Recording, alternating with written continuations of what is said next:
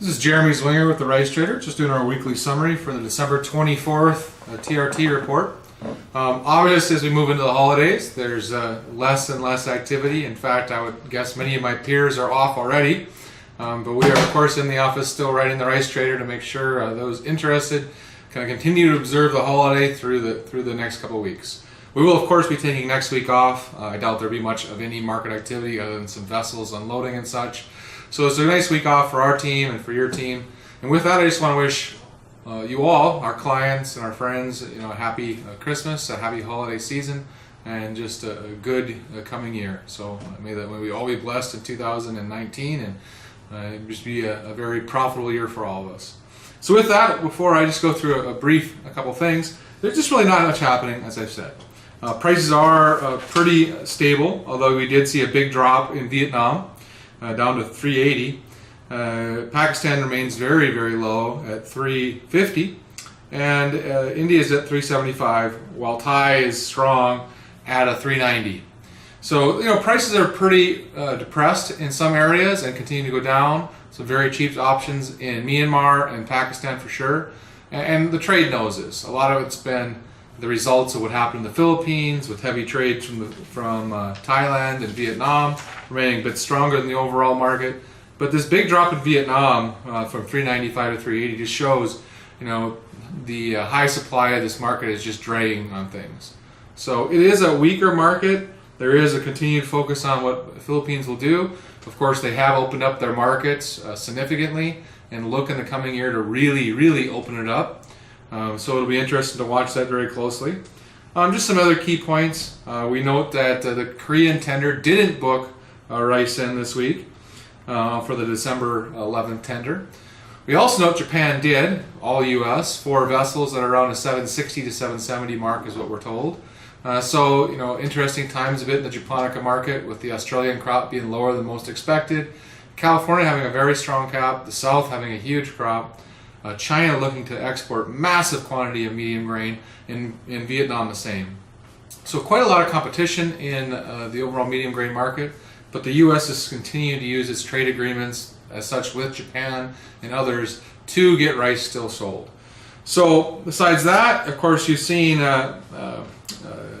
China continue to sell heavily in several markets and slow down trade. There have been some concerns in Vietnam this last week with some issues going on with some phytosanitary requirements, which is reducing Chinese demand, especially for glutinous rice.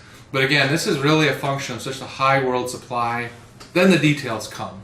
First it's high supply, and then as you try to restrict imports while China exports, they find reasons to keep exports out. And we see this in all the grains, just very high supply as we've spoken on for several months. Outside of that, it really is much like we said over the last few markets. A bit of focus on the Philippines, a bit of focus on China, and that's about it really for Asia. High supply, depressive market in some ways with new crops again to be coming off throughout the world. Addition to that, I guess I'd move to the U.S. where the Farm Bill was signed. As we've long stated, this is a very, very beneficial to rice production and probably extremely negative for rice prices in the U.S. because it enhances low-quality, higher-yielding varieties and pretty much puts quality varieties out of the game because they're going to be paid by quantity on the programs, and the program prices are extremely high. With jokes being said, you're going to see rice in Kansas, which is almost maybe not a joke if somebody comes up with a very short season variety.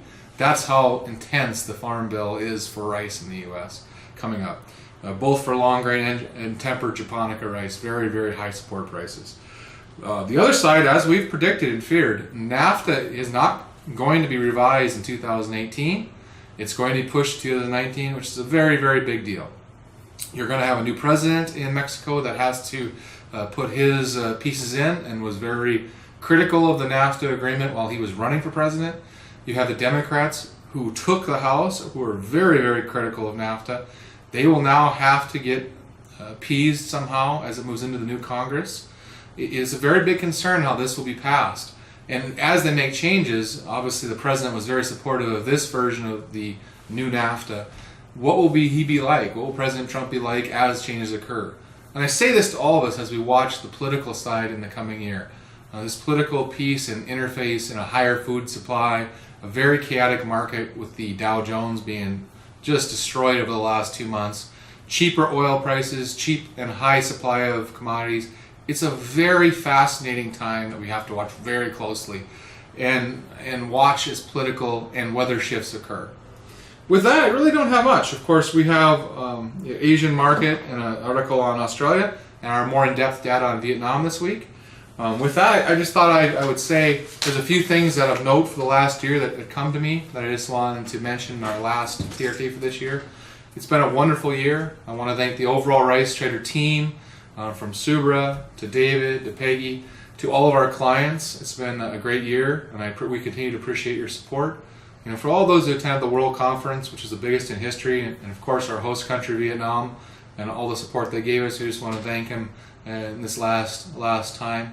Of course, we want to congratulate the winners of the 2018 World's Best Rice, which is Cambodia. It's quite a big honor that they took. This is getting a lot of support throughout the world. It talks even and being highlighted on food shows and such. And so a very big honor for some group and country to win the world's best rice. And at that, of course, you know, the 10th anniversary of the Rice Trader World Conference, you know, was a very big highlight for me. I enjoyed being in Vietnam. Whenever we see our clients and our friends, although it's a lot of work for our team, so we don't get to, in this phase of our life, enjoy the World Conference as much as I wish.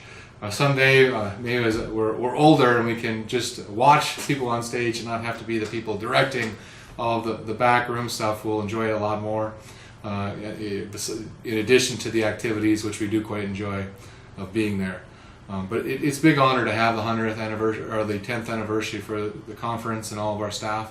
And just lastly, you know, I want to thank the Thais and congratulate them on a 100th anniversary for the rice industry, for the Thai Rice Exporter Association. We were kind enough to be there for that. It was an amazing event as well, and a great honor to a group that's helped lead the world rice industry for so many years. So with that, I think 2019 is going to be an exciting year with big changes. Perhaps we'll be in the Philippines for the 11th World Rice Conference and look to expand it with your support. And I just again thank all of you for your time. I wish the best of holiday season. And with that, this ends 2018. Look forward to seeing you in 2019.